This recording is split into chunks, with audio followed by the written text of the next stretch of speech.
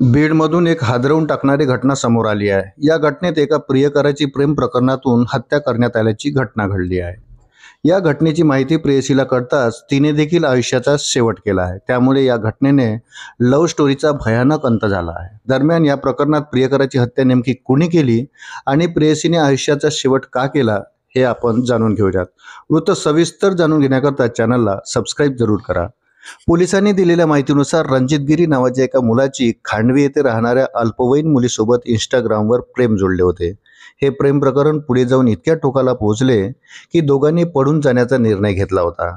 मात्र मुलीच्या कुटुंबियांनी 22 मार्च 2023 रोजी मुलाविरोधात मिरजगाव पोलीस ठाण्यात गुन्हा दाखल केला होता. या गुन्ह्यानंतर पोलिसांनी तत्काळ दोघांना ताब्यात घेतले होते.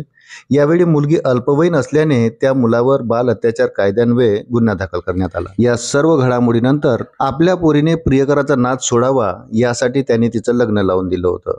पण या लग्नानंतर दोघांमधलं प्रेम काही कमी झालं नाही, तर उलट कायम राहिलं.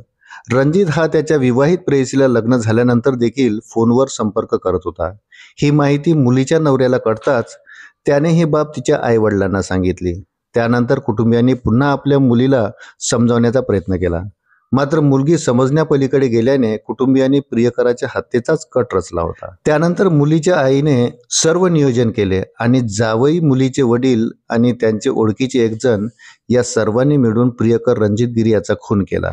त्यानंतर रणजितचा मृतदेह हा नांदगाव परिसरात कुकडीच्या कालव्यात पाण्यामध्ये फेकून दिला. 23 डिसेंबर रोजी ही घटना घडली होती. त्यानंतर गावकऱ्यांनी हा मृतदेह पाहताच पोलिसांना या घटनेची कल्पना दिली.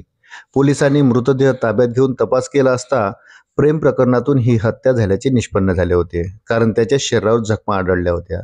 या घटनेची माहिती प्रेयसीला मिळताच तिने राहत्या घरी गळफास लावून आत्महत्या केली होती. कर्जत तालुक्यातील खांडवी येथे 25 डिसेंबरला दुपारी 2 वाजता ही घटना घडली. त्यामुळे अशा प्रकारे या धक्कादायक लव्ह स्टोरीचा अंत झाला होता.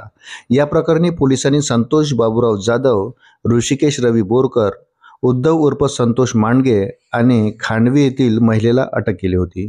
या प्रकरणाचा अधिक तपास पोलीस करीत आहे.